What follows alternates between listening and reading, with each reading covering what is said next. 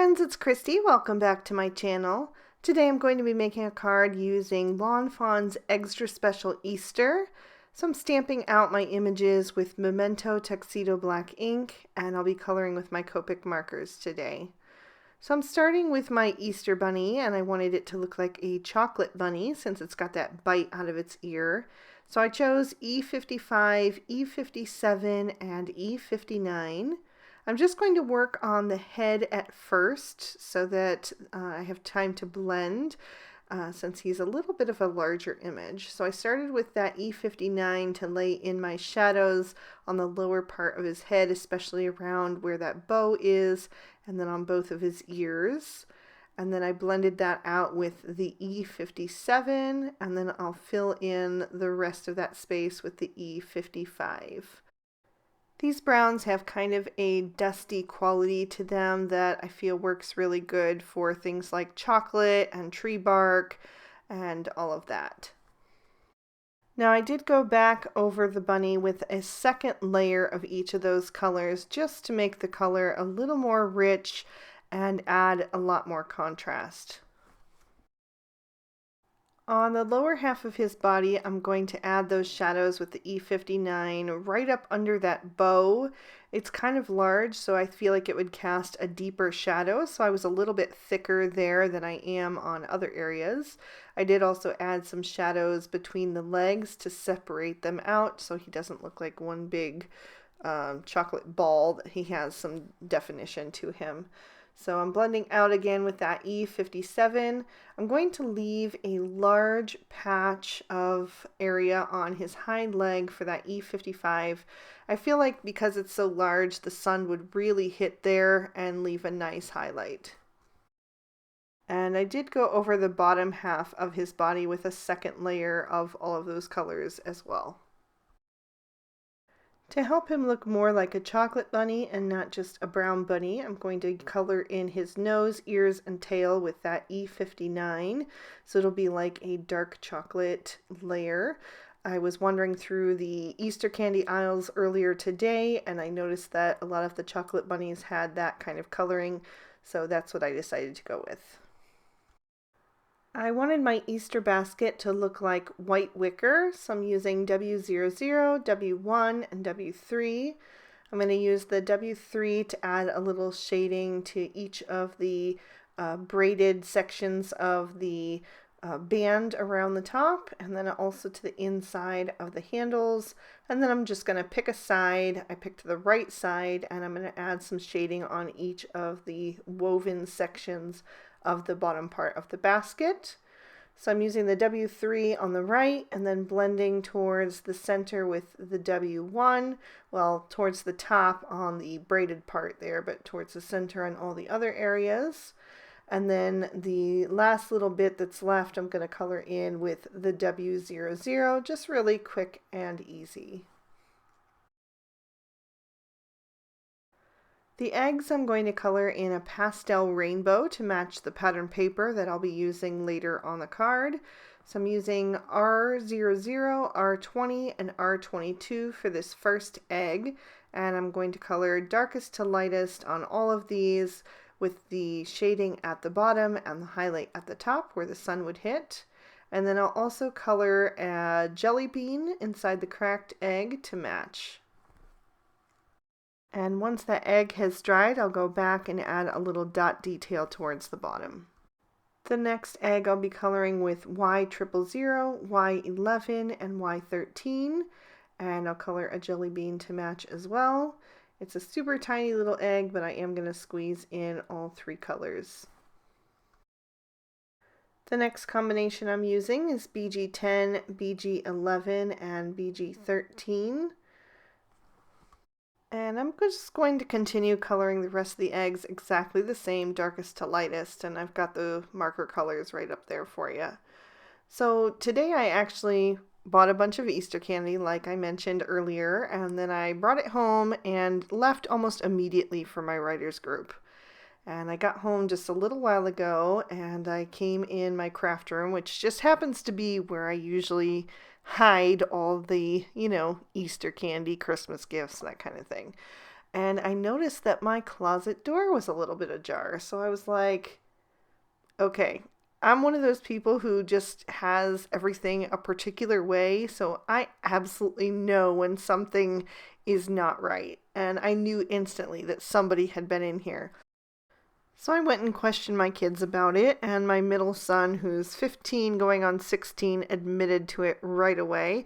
He's like, "Yeah, I saw you come in with the bags and I wanted to see what was in them." I was just like, seriously? Like, you'd think that they would get over,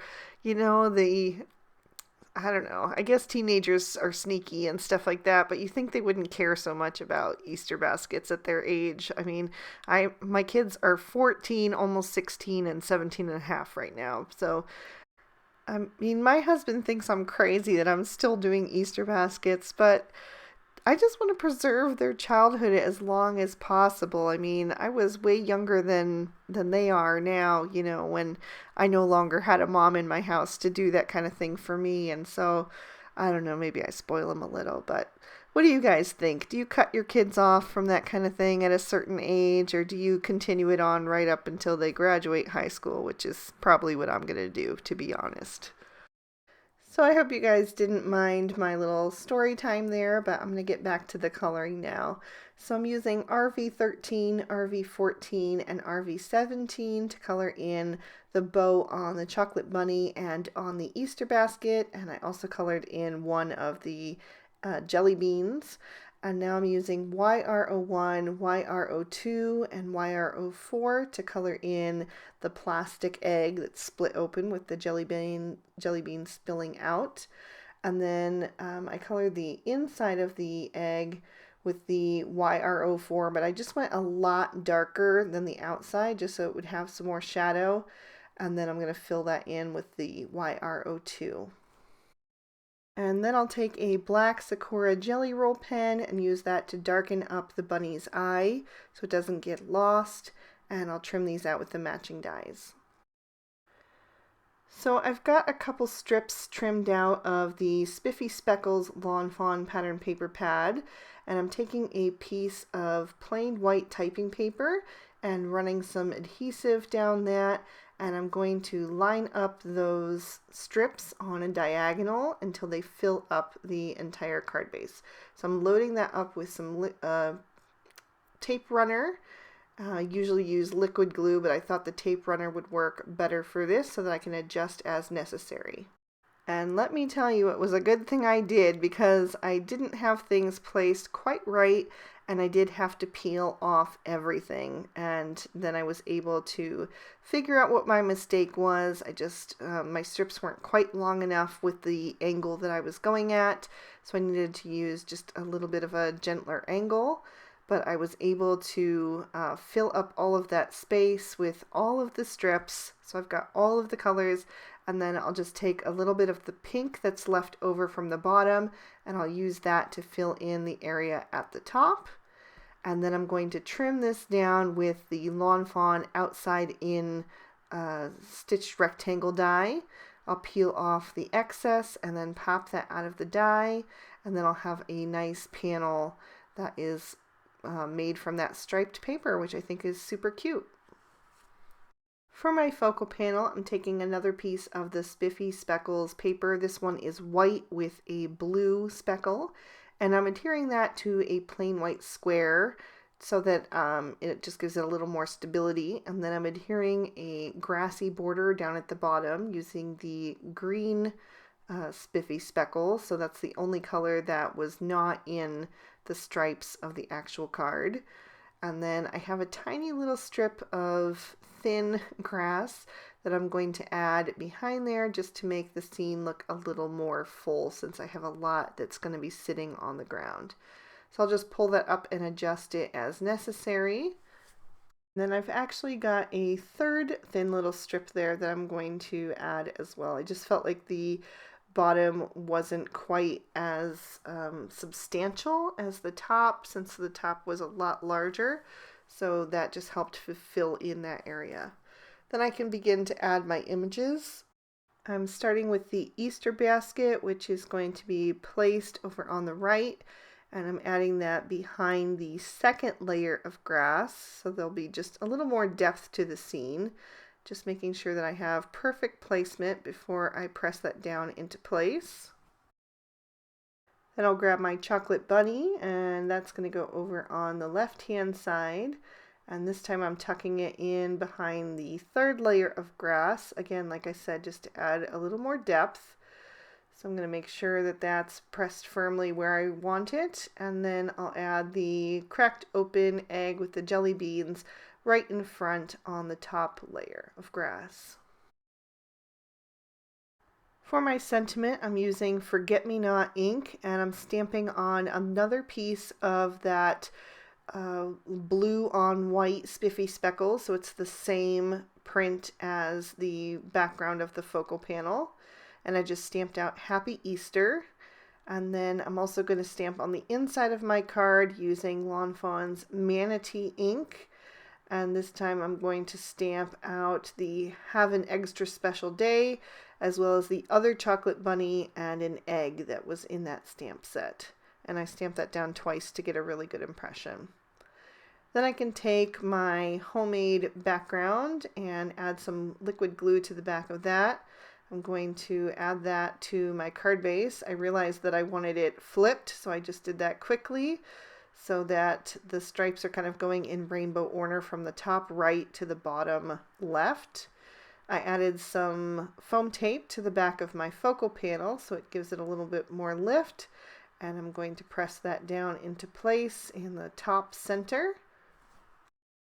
I added a bit more foam tape to the back of my sentiment, which I trimmed out using the Everyday Sentiment banners, and I'm going to layer that over the bottom of the focal panel. And then as a finishing touch, I've got some sparkling clear sequins in both the 4 and 6 millimeter size, and I'm going to add a sprinkling of those across the card using some Ranger Multimedia Matte. Mine's pretty dried up, so it's a little hard to squeeze out of the bottle sometimes, but I'm just using my pick-me-up tool to pick up those sequins and then set them in the wet glue, which I find that this liquid glue really holds up through the mail on things like these dimensional embellishments. And that's going to complete our card for today. I'm going to lift that up to the camera so you can see the sparkle and shine, give you another peek at the inside as well. I hope you guys enjoyed today's video, and I hope that all of you who celebrate have a wonderful and blessed Easter weekend. Thank you guys so much for watching. Here's 2 extra videos I thought you might also be interested in, so you can watch those if you'd like something to tide you over until the next video. You can also subscribe to my channel if you want to make sure that my videos always end up in your feed. Have a wonderful day. Bye-bye.